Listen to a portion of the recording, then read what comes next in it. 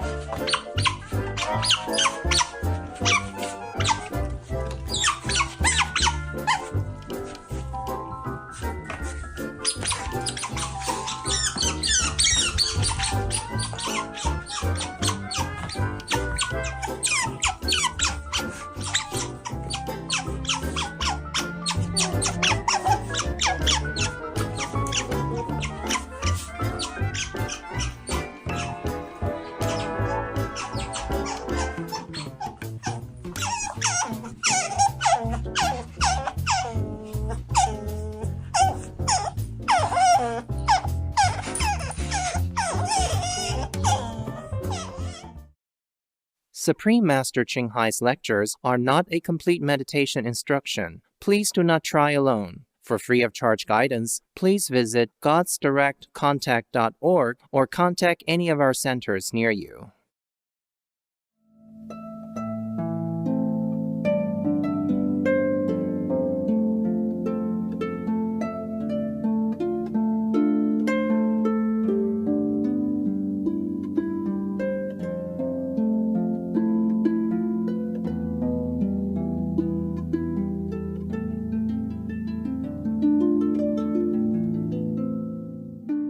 Hello, all innocent and pure souls, beloved of all heavens, and the great, the highest, the Almighty God.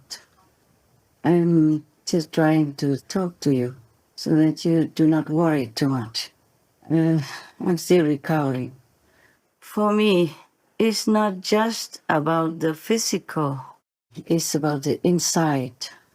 The inside struggle between war and peace is still going on. And I try to regain my inside strength, okay? Even though from the outside you can't tell much. I think I will be okay, but you know, the world is always very changeable. You can never tell from 1 minute to the next what many of the humans will do to upset the balance of good within themselves and within the societies that surround them as well. Try to be balanced all the time, then you'll be okay. Like, okay, if you know that you have some negative traits inside, but also a lot of goodness as well, then at least try to balance it. Don't encourage, don't support yourself, don't ruin yourself or spoil yourself by just listening to your own negative traits, which are imparted to you the day you were born already, or even before that. Everyone who was born or will be born into this world has to pay some price without their intention to choose it. It's a price to pay to be in this turbulent and complicated world. Because if you are all pure, then your energy will not mix, will not belong to this world. You will float upward, back to the heavenly abode. So even if the masters, Buddhas, don't have to bear the burden of world karma, they can't stay here on earth. It's difficult to explain. I just make a simple example. It may be befitting. Like you go to find a job, yes, and maybe you get a good job, good payment, and a job that you like.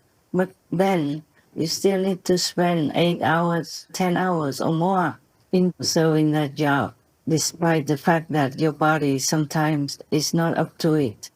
And your mind is sometimes really troubling you so much, but you're taxing it to try to fulfill the job that is expected of you.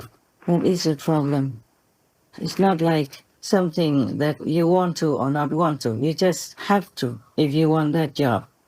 You know, being born in the physical body, most of us will have to be busy with some physical work. Otherwise, you can't take care of yourself. Even if you have a big inheritance from your parents or some relatives, you still need to work to make sure that it stays fixed and enough for you to continue to live. And being jobless is also a difficult job because if you don't have interesting things to do in your life, then your mind might go haywire sometimes or be influenced by some bad negative tendency from within or without. Now, everything is work in this world, yes? Even if you are a monk, you also need to work in the temple and also take care that you have enough knowledge, enough worthiness to answer the demands, the expectations of your followers. And you will be criticized, you will be worshipped, you will be demanded to work for their mundane questions, answering stuff, or you will be put onto a high pedestal, and they will expect that you are Buddha already, you're a saint already, and there's no end to their demands. For every little mundane thing, they will come to you, and if you don't answer or supply the way they want it, you will be under suspicion, of any kind. And by the way, talking about monks, yeah, I just remember something. Sometimes I saw some monks somewhere, by the way, being criticized by other monks or other people. And sometimes if just something they say is not supposed to be correct or according to Buddhist sutra, then they will be criticized or harassed or banned or kicked out. All kinds of things that could happen to a monk even, yes? I would, by the way, tell you, please don't do anything bad to the monks. There are some bad monks, for sure. But if you don't know much about him or her, please don't say anything that damages his or her reputation and their spiritual endeavor as well. Don't criticize any monks.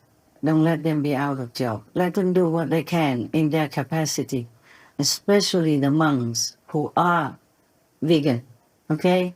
Or at least vegetarian. Same with other monks, priests, and nuns of other orders from other religions.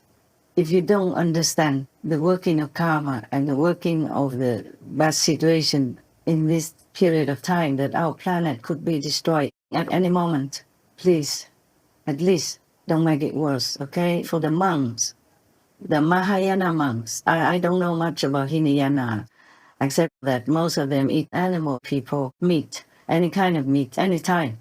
Maybe they eat once a day or once a day, but they eat all kinds of animal people meat. The Buddha has said that whoever eats meat is not his disciple, and he is not their teacher. It's in Lankavatara Sutra, Tripitaka number 671. At that time, Arya, or sage Mahamati, or great wisdom, Bodhisattva Mahasattva, said to the Buddha, Bhagavan, or world-honored one, I see that in all worlds the wandering in births and deaths, the enlaced animosities, and the falling into evil paths are all caused by meat-eating and cyclical killing. Those behaviors increase greed and anger, and make living beings unable to escape from suffering. That is truly very painful. Mahamati, having heard my words, if any of my disciples does not honestly consider that, and still eats meat, we should know that he is of the Candela, or killer's lineage. He is not my disciple, and I am not his teacher. Therefore, Mahamati, if anyone wishes to be my relative, he should not eat any meat. That I know, okay? Now the Mahayana monks, meaning the great Vedic monks, they eat vegan, or at least vegetarian, meaning maybe sometimes they drink milk. I'm not so sure what they eat. But they tolerate, vegetarian. not knowing too much about how the egg industry is so brutal to little chicks and chicken people, and not knowing too much about the inhumane treatment of the cow people in the animal people factory, okay? So please do not be so harsh. At least they do their best, what they know, what they think is the best. These monks, they wear monks' robes. Maybe they don't do much. Maybe they don't know much about Buddhism. They just know or understand as much as they can. Because they don't always meet a good master to teach them the real meaning behind all the teachings of the Buddhas. So please keep quiet, okay? If you don't have trust in them or you don't respect them, at least refrain from insulting them or making their life hard, because they wear the monk's robe. That represents compassion and the teaching of the Buddhas. It just represents it, at least like that. So they will maybe reawaken the seed in some followers and rekindle the compassion of the Buddha, okay? When you see the monks, the Mahayana monks, at least, they will remember the Buddha taught compassion and vegan. I told you already in the Suragama Sutta, the Buddha said, we should not even wear silk, should not even use down anything, and should not drink milk, even anything to do with animal people. So now, most people don't know all this, they don't have time and they don't have a good teacher to teach them. So please do be tolerant. I'm not saying that I'm better than you. I used to be intolerant also. When I was younger, when I first became a nun, I saw a man stripping down to his, shorts only, and wigging and wagging in front of the Buddha statues in the temple. He was standing in front of the Buddha's temple statues on the balcony. The Buddha's statues were behind him. And I scolded him a lot and told him to get off there immediately for disrespecting the Buddha. You have many places to exercise. You can't just stand in front of the Buddha and show your butt like that. This is not Buddhist. And so then he ran away. I used my stick at that time and threatened him that I would beat him up if he didn't go away. And he ran away and was crying to the abbot, "Oh, Sư Phụ, she's going to beat me up. She wants to beat me up." I felt that wasn't correct of me. Of course, I was younger, okay? And I apologized for my behavior. Not to him, no. I didn't want him to feel that he was right to do that. There are many places to do exercise, And even if you want to exercise in the temple yard, you go in the yard. There's a big yard in front. And the street in front is empty. It's a small little village. Nobody was driving there. Even if they drive by, you don't have to stand on the street to do that. You can't stand in front of the Buddha statues, and wag your butt like that. It doesn't look good anyway, no matter what kind of excuse you say. So from then on, he never came back to that temple again.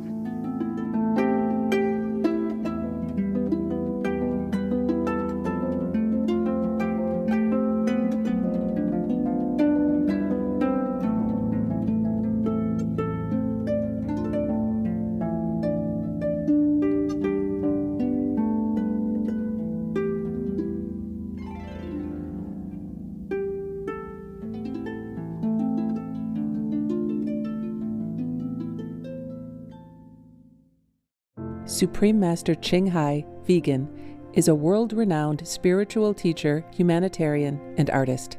To learn more about her compassionate life and teachings, please visit suprememastertv.com/master.